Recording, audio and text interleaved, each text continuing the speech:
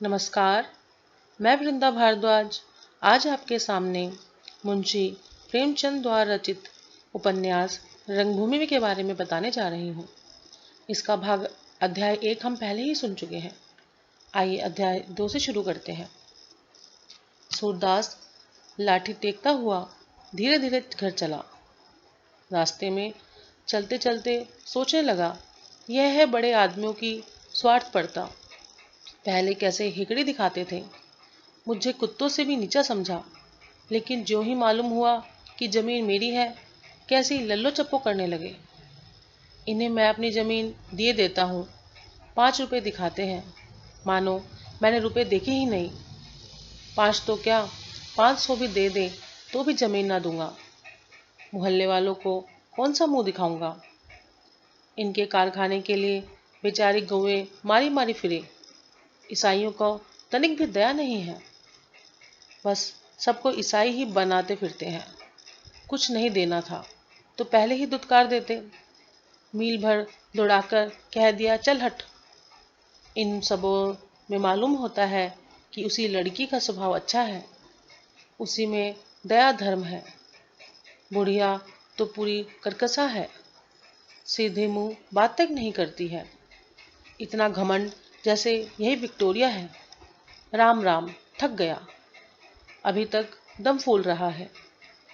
ऐसा आज तक कभी ना हुआ था कि इतना दौड़कर किसी ने कोरा जवाब दे दिया हो। भगवान की यही इच्छा होगी, मन इतने दुखी ना हो।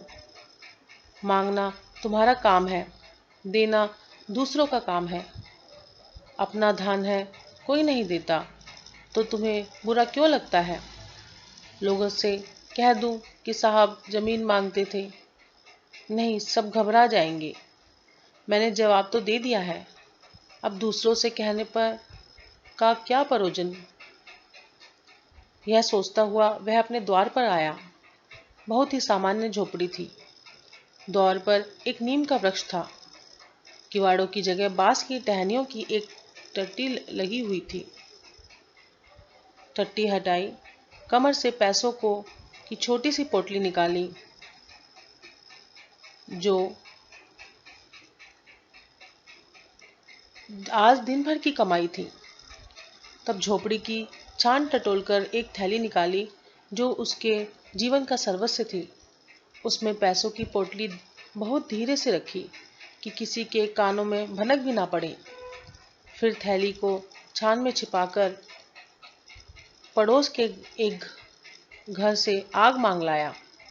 पेड़ों के नीचे कुछ सूखी टहनियां जमा कर रखी थी।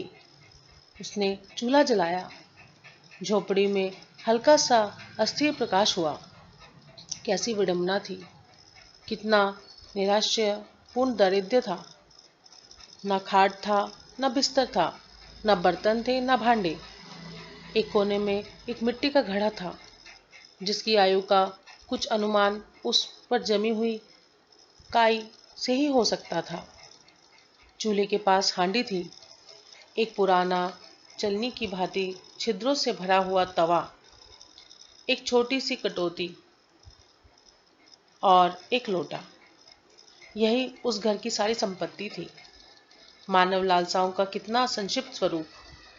सूरदास ने आज की जितना नाज पाया था, वह जो का त्यों हांडी में डाल दिया।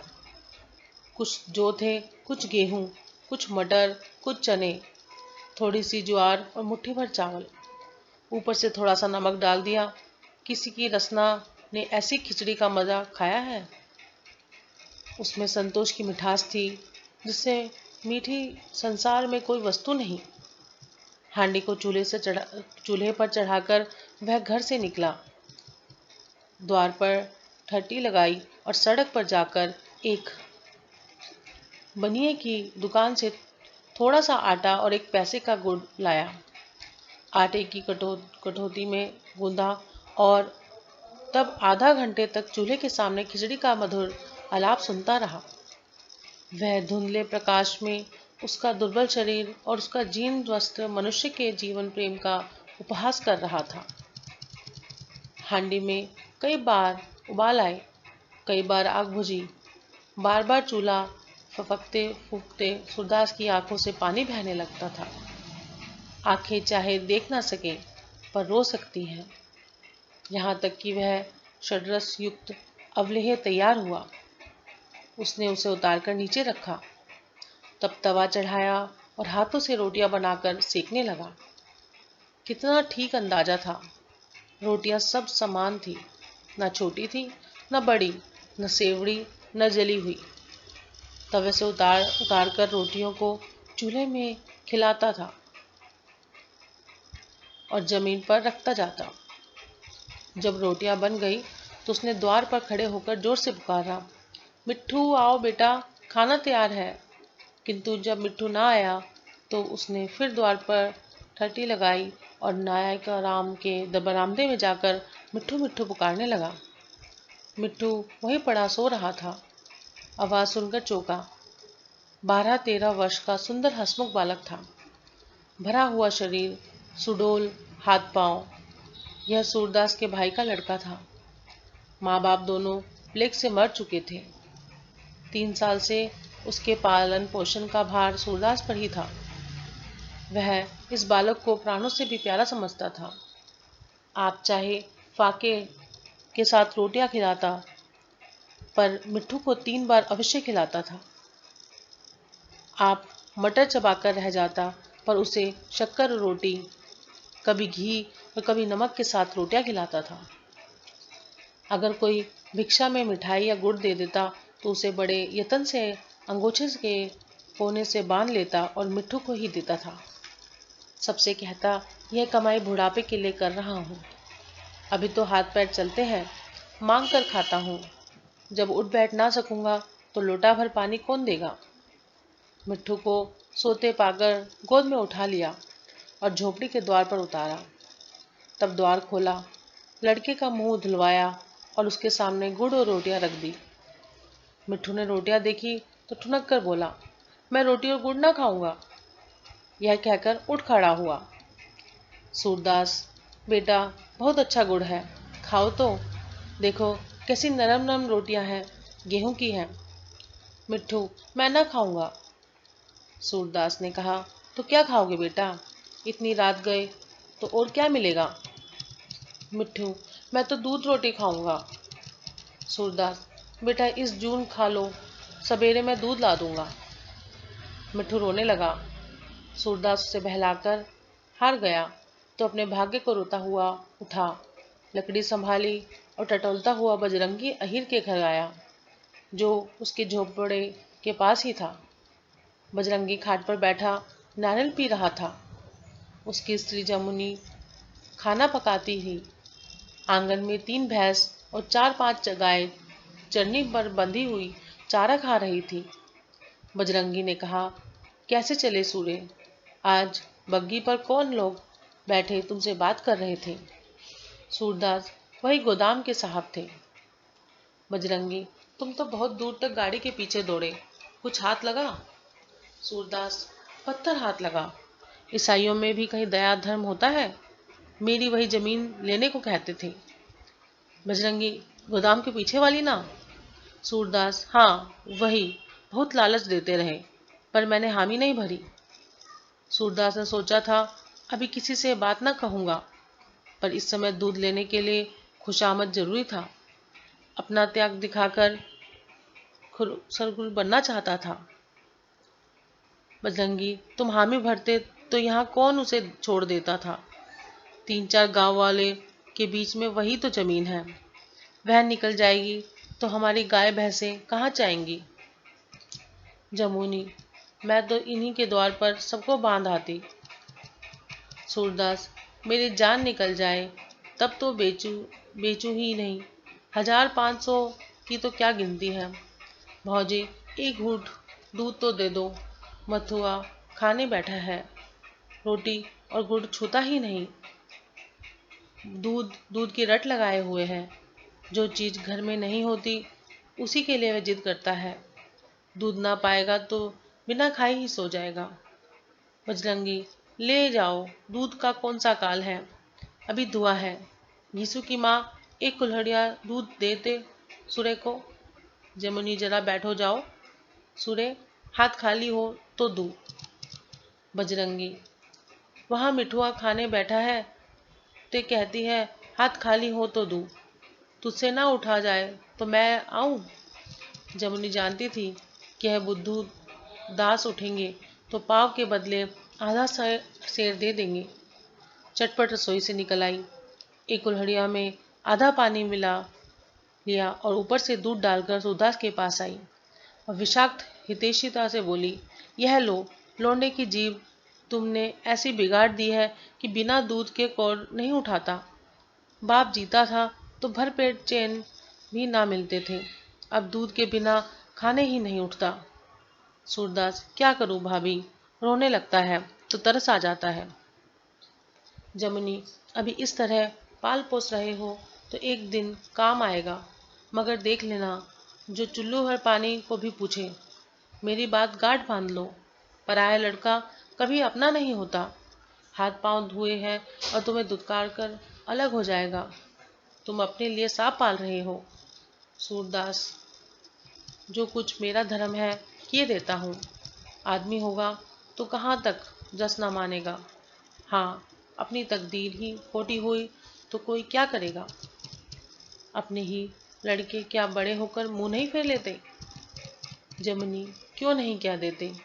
मेरी भैंसों को चरा लाया कर, जवान तो हुआ, क्या जन्म भर नन्हा ही बना रहेगा। घीसू की का जोड़ी पारी तो है।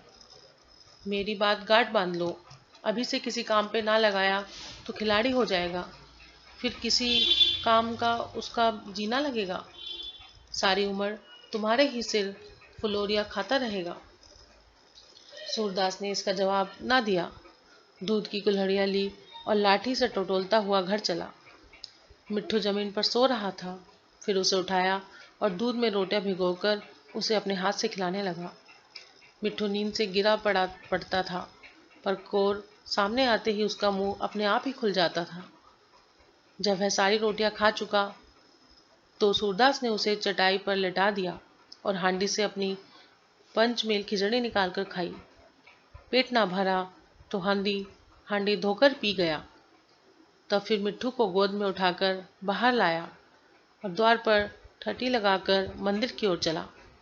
यह मंदिर ठाकुर जी का था। बस्ती के दूसरे सिरे पर ऊंची कुर्सी थी। मंदिर के चारों तरफ 3-4 गज का चौड़ा चबूतरा था। यही मोहल्ले की चौपाल थी। सारे दिन 10-5 आदमी यहाँ लेटे या बैठे रहते थे। एक पक्का कुआं भी था, जिस पर जगधार नाम का एक खोमचे वाला बैठा रहता था। तेल की मिठाइयाँ, मूंगफली, रामदाने के लड्डू आदि रखता था।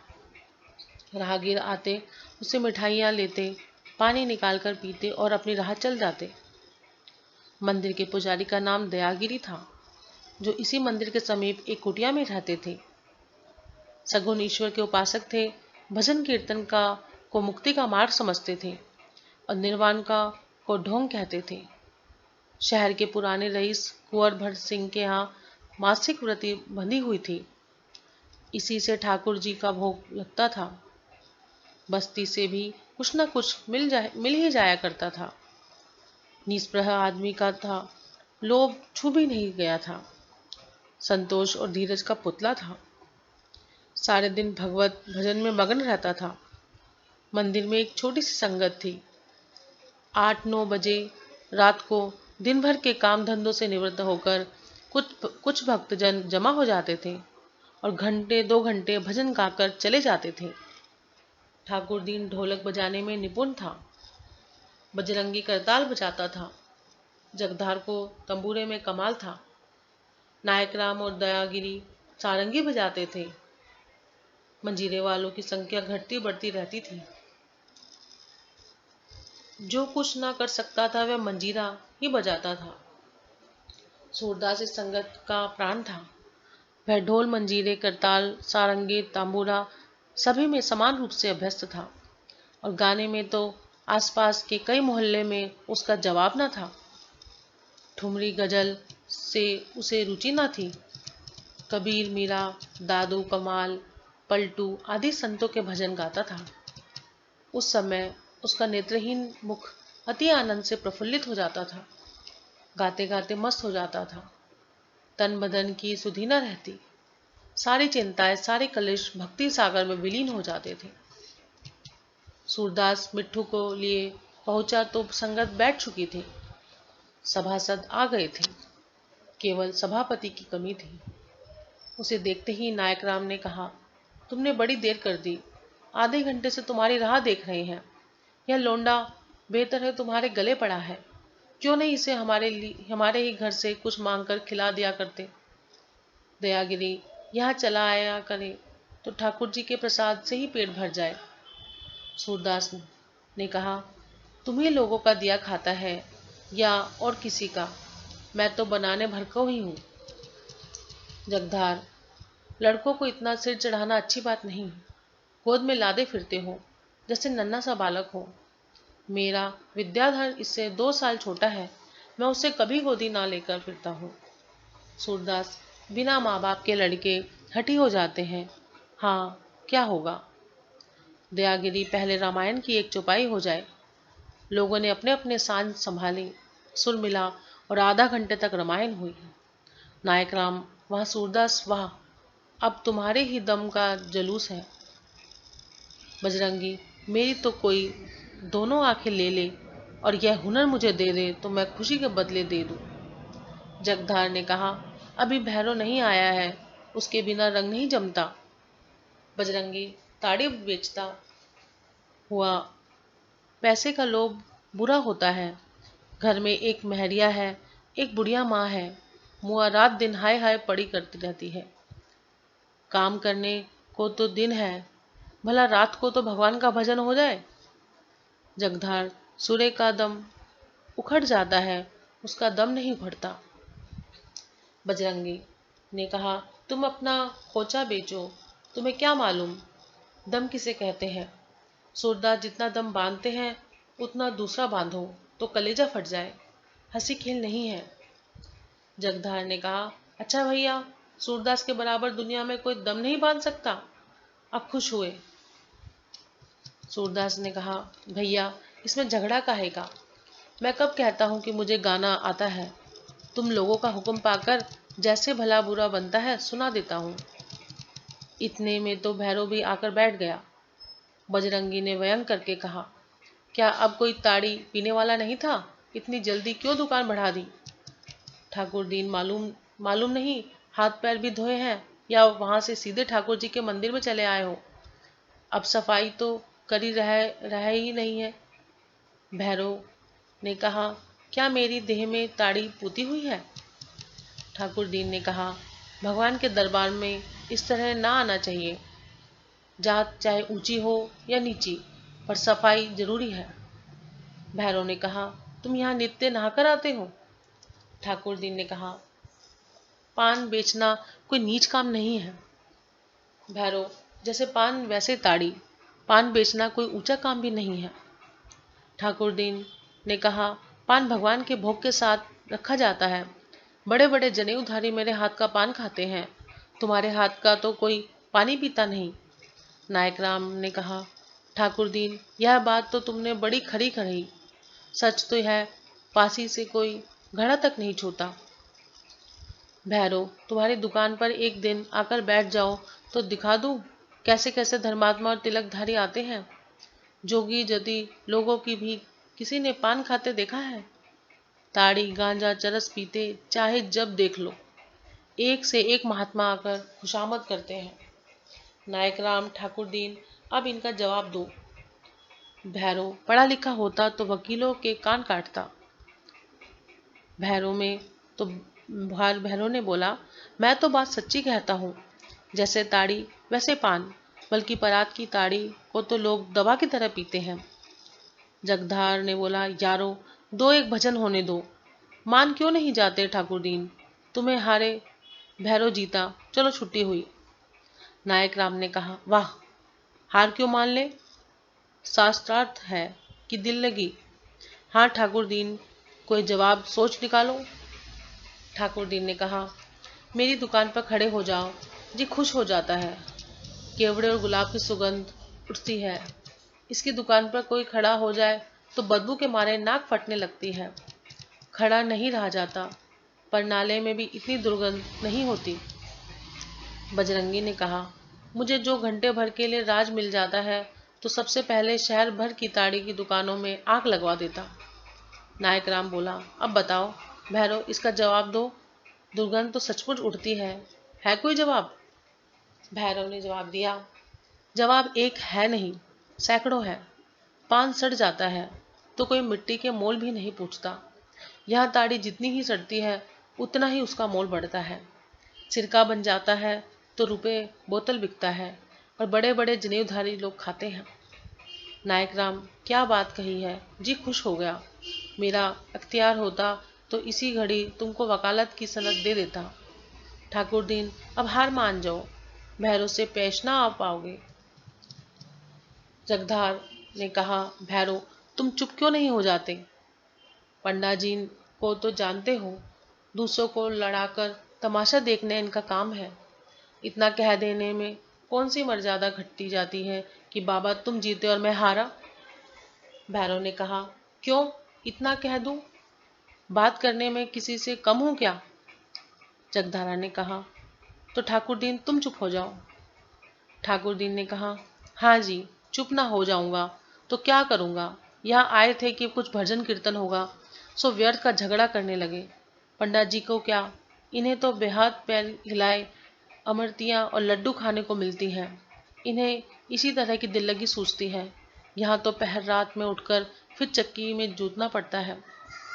जगधार ने कहा, मेरी तो अब की भगवान से भेंट होगी तो कहूँगा किसी पंडे के घर जन्म देना। नायक राम ने कहा, भैया मुझ पर हाथ ना उठाओ, दुबला पतला आदमी हूँ।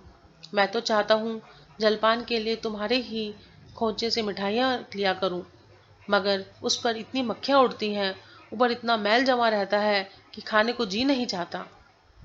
जगधार चिढ़कर बोला, तुम्हारे ना लेने से मेरी मिठाइयाँ सड़ तो नहीं जाती ना कि भूखों मरता हूँ। दिन भर में ₹20 आने पैसे बना ही लेता हूँ। जिसे सेंटमेट में रसगुल्ले मिल जाए वह मेरी मिठाइयाँ क्यों खाएगा?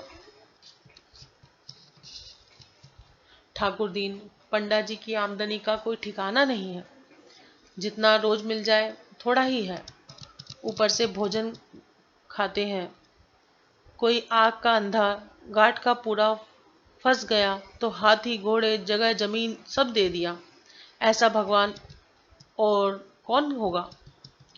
दयागिरी, कहीं कहीं ठाकुर दीन अपनी मेहनत की कमाई सबसे अच्छी पंडों को यात्रियों के पीछे दौड़ते नहीं देखा। नायक राम बाबा, अगर कोई कमाई पसीने की है तो वह हमारी कमाई है। हमारी कमाई का हाल बजरंगी से पूछो। बजरंगी, औरों की कमाई पसीने की होती है, तुम्हारी कमाई तो खून की है। और लोग पसीना बहाते हैं, तुम खून बहाते हो। एक एक जजमान के पीछे लोहू की नदी बह जाती है। जो लोग खोचा सामने रखकर दिन भर मक्खी मारा करते हैं, वे क्या क्या जाने तुम्हारी कमाई कैसी होती है। एक दिन मोर्चा थामना पड़े तो भागने को जगह ना मिले। जगधार ने कहा, चलो भी, आए हो तो मुंह देखी कहने, शेर भर दूध 2.5 शेर बनाते हो, उस पर भगवान के भगत हो।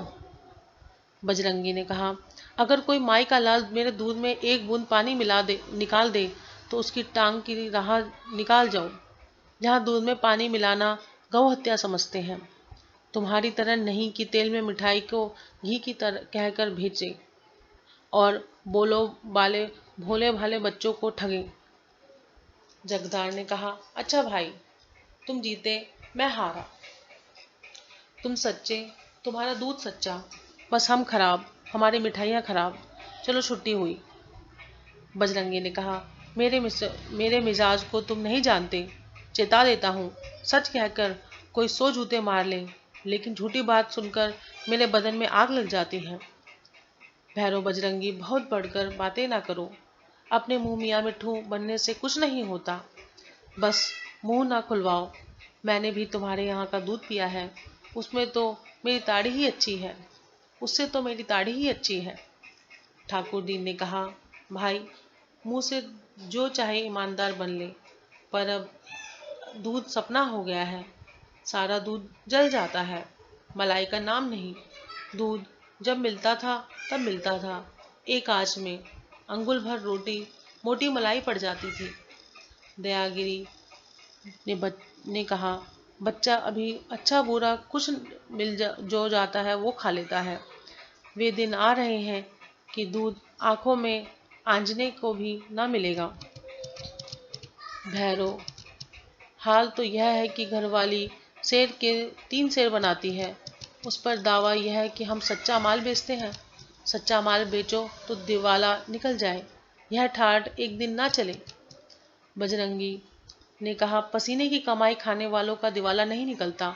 दिवाला उनका निकलता है जो दूसरों की कमाई खा खा कर मोटे होते हैं। भाग को सराहों की शहर में हो, किसी गांव में होते हैं तो मुंह में मक्खियां आती जाती हैं। मैं तो उन सबको पापी समझता हूँ जो औने पौने करके इधर का सौदा उधर बेचकर अपना पेट पालते हैं। सच्ची कमाई उन्हीं की है जो छाती फाड़कर धरती से धान निकालते हैं। बजरंगी ने बात तो कही लेकिन लज्जित हुआ। इस लपेट में वहां के सभी आदमी आ जाते थे। वह भैरव, जगधार और ठाकुर दीन को लक्ष्य करना चाहता था, पर सूरदास, नायक राम, दयागिरी सभी पापियों की श्रेणी में आ गए। नायक राम, तब तो भैया तुम हमें भी ले बीते। एक पापी तो मैं भी हूँ, सारे दिन मटर गश्ती करता हूँ और वह भोजन करता हूँ कि बड़े बड़े को मैसर ना हो। ठाकुर दीन ने कहा, दूसरा पापी मैं हूँ कि शौक की चीज बेचकर रोटियां कमाता हूँ। संसार में तमोली ना रहे तो किसका नुकसान होगा। जगधार ने कहा, तीसरा पापी मैं हूँ कि दिन भर औने पौन करता रहता हूँ। सेव और खुम खाने को ना मिले तो कोई मर ना जाएगा। भैरव ने कहा, तुमसे बड़ा पापी तो मैं हूँ, सबको नशा खिलाकर अपना पेट पालता हूँ। सच पूछो तो इससे बुरा कोई काम नहीं। आठों पहर नशेबाजों के साथ उन्हीं की बातें सुनना, उन्हीं के बीच रहना, यह भी कोई जिंदगी है।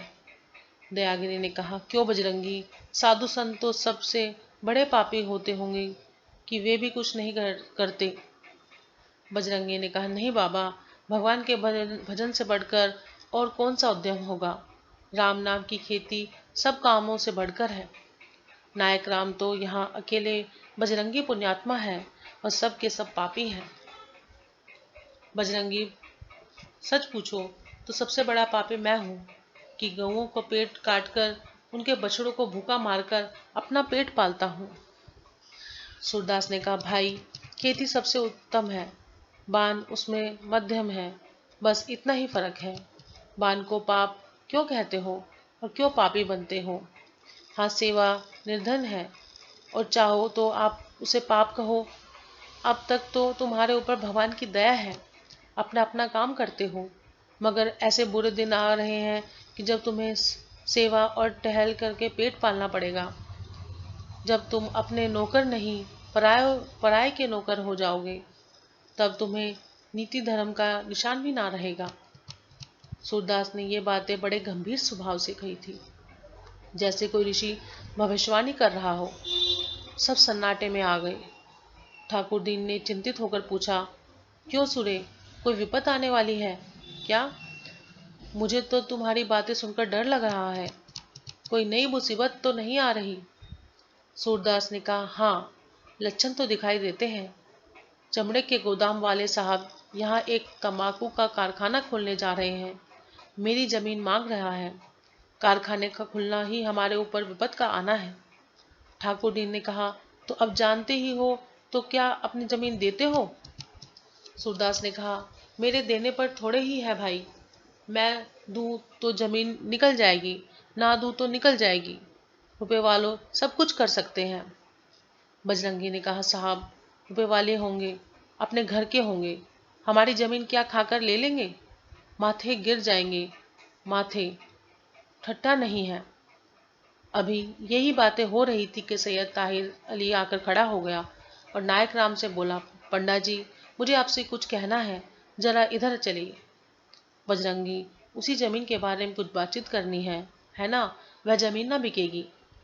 ताहिर, मैं तुमसे थोड़े ही पूछता हूँ कि तुम उस जमीन के मालिक मुख्तार नहीं हो। बजरंगी ने कहा, कह तो दिया वह जमीन ना बिकेगी, मालिक मुख्तार कोई हो। ताहिर ने कहा, आइए पंडा जी, आइए इन्हें बकने दीजिए। नायक राम ने कहा, आपको जो कुछ कहना है कह दीजिए, ये सब लोग अपने ही हैं, किसी से पर्दा नहीं है, सुनेंगे तो सब सुनेंगे, और जो बात तय होगी सबकी सलाह से ही होगी, कहिए क्या कहते हैं।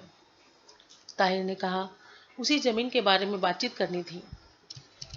नायक राम ने कहा, तो उस जमीन का मालिक तो आपके सामने बैठा हुआ है, जो कुछ कहना है उसी से क्यों नहीं कहते, मुझे बीच में दलाली नहीं खानी। जब सूरदास ने साहब से इनकार कर दिया है तो फिर कौन सी बात बाकी रह गई है। बजरंगी ने कहा, इन्होंने सोचा होगा कि पंडा जी को बीच में डालकर काम निकल लेंगे, साहब से कह देना यहाँ साहबी ना चलेगी। ताहिर ने कहा, तुम अहीर हो ना, तभी इतने गर्म हो रहे हो, अभी साहब को जानते नहीं हो, तभी बढ़ बढ़कर बातें कर रहे हो। जिस वक्त साहब जमीन लेने पर आ गए, ले ही लेंगे, तुम्हारे रोके ना रुकेंगे। जानते हो शहर के हकीमों से उनका कितना रब्त जब्त है, उनकी लड़की की मंगनी हाकिम जिला से होने वाली है, उनकी बात को कौन टाल सकता है। सीधों से रजामंदी के साथ दे दोगे तो अच्छे दाम पा जाओगे, शरारत करोगे तो जमीन भी निकल जाएगी और कोड़ी भी हाथ ना लगेगी। रेलों के मालिक क्या जमीन पर अपने साथ लाए थे, हमारी ही जमीन तो ली है, क्या उसी कायदे से यह जमीन नहीं निकल सकती। बजरंगी ने कहा, तुम्हें भी कुछ तय कराई मिलने वाली होगी, तभी इतनी खैर खाही कर रहे हो। जगधार ने कहा, उनसे जो कुछ मिलने वाला हो वह हम ही से ले लीजिए और उनसे कह दीजिए जमीन ना मिलेगी। आप लोग झांसेबाज हैं, ऐसा झांसा दीजिए कि साहब की अकल घूम जाए। ताहिर खैर ख्वाही रुपए के लालच से नहीं है, अपने मालिक की आंख बचाकर एक कोड़ी भी लेना हराम समझता हूँ, खैर ख्वाही इसलिए करता हूँ कि उनका नमक खाता हूँ। जगदार ने कहा, अच्छा साहब, भूल हुई, माफ कीजिए, मैंने तो संसार के चलन की बात कही थी। ताहिर ने कहा, तो सूरदास, मैं साहब से जाकर क्या कह दूं। सूरदास ने कहा, बस यही कह दीजिए कि जमीन ना बिकेगी। ताहिर ने कहा, मैं फिर कहता हूँ, धोखा खाओगे, साहब जमीन लेकर ही छोड़ेंगे। सूरदास, मेरे जीते जी तो जमीन ना मिलेगी, हाँ मर जाऊं तो भले ही मिल जाए। ताहिर ने कहा, ताहिर अली चले गए तो भैरव बोला, दुनिया अपना फायदा ही देखती है, अपना कल्याण हो, दूसरा जिए या मरे। बजरंगी, तुम्हारी तो गाय चरती हैं, इसलिए तुम्हारी भलाई तो इसी में है कि जमीन बनी रहे। मेरी कौन सी गाय चरती है, कारखाना खुला है तो मेरी बिक्री चौगुनी हो जाएगी, यह बात तुम्हारे ध्यान में क्यों नहीं आई। तुम सबकी तरफ से वकालत करने वाले कौन हो। सूरे को जमीन है, वह बेचे या परखे, तुम कौन होते हो कि बीच में कूदने वाले। नायक राम, हाँ बजरंगी, जब तुमसे कोई वास्ता सरोकार नहीं तो तुम कौन से होते हो इसके बीच में कूदने वाले, बोलो, भैरव को जवाब दो। बजरंगी ने कहा, वास्ता सरोकार कैसे नहीं, 10 गांवों और मोहल्लों के जानवर यहाँ चरने आते हैं, वे कहाँ जाएंगे। साहब के घर की भैरव के, इन्हें तो दुकान का हाय हाय पड़ी हुई है, किसी के घर सेंधा क्यों नहीं मारते, जल्दी से धानवान हो जाओगे। भैरव ने कहा, सेंधा मारो तुम, यहाँ दूध में पानी नहीं मिलाते। दयागिरी ने कहा, भैरव तुम सचमुच बड़े झगड़ालू हो, जब तुम्हें प्रिय वचन बोलना नहीं आता तो तुम चुप क्यों नहीं रहते हो। बहुत बातें करना बुद्धिमानी का लक्षण नहीं, मूर्खता का लक्षण है। भैरव ने कहा, ठाकुर जी के भोग के बहाने से रोज छाछ पा जाते हो ना, बजरंगी की जय क्यों ना मनाओगे। नायक राम पट्टा बात बेलाग कहता है कि एक बार सुनकर फिर किसी की जबान नहीं खुलती। ठाकुर दीन ने कहा, अब भजन भाव हो चुका, ढोल मंजीरा उठाकर रख दो। दयागिरी, तुम कल से यहाँ ना आया करो। भैरव ने कहा, क्यों ना आया करें, मंदिर तुमने बनवाया है, मंदिर भगवान का है, तुम किसी को भगवान के दरबार में आने से कैसे रोक सकते हो। नायक राम ने बोला, लो बाबा जी और लोगे, अभी पेट भरा ही नहीं। जगधार, बाबा जी तुम ही गम खा जाओ, इससे साधु संतों की महिमा नहीं घटती। भैरव, साधु संतों की बात का तुम्हें बुरा ना मानना चाहिए। भैरव ने कहा, तुम खुशामद करो, क्योंकि खुशामद की रोटियां खाते हो, यहाँ किसी के दबेल नहीं है। बजरंगी ने कहा, ले अब चुप ही रहना भैरव, बहुत हो चुका, छोटा मुंह बड़ी बात। नायक राम ने कहा, तो भैरव को धमकाते क्या हो? क्या कोई भगोड़ा समझ लिया है? तुमने जब दंगल मारे थे तब मारे थे, जब तुम वही नहीं हो आजकल भैरव की दुहाई है। भैरव नायक राम के व्यंग हास्य पर झंझलाया नहीं, हंस पड़ा। व्यंग में विष नहीं था, रस था। संखिया मारकर रस हो जाती है। भैरव का हंसना था कि लोगों ने अपने अपने शान संभाले और भजन होने लगा। सूरदास की सुरीली तान आकाश मंडल में यो नृत्य करती हुई मालूम होती थी, जैसे प्रकाश ज्योति जल के अंत स्थल में नृत्य करती है। झीनी झीनी बिनी चदरिया, काहे के ताना काहे के भरनी, कौन तार से बिनी चदरिया। इंगला पिंगला ताना भरनी, सुखमन तार से बीनी चदरिया। 8 कवल 10 चरखा डोले, 5 पत्ता गुल तीनी चदरिया। साई को सियत मास 10 लागे, ठोक ठोक के बिनी चदरिया।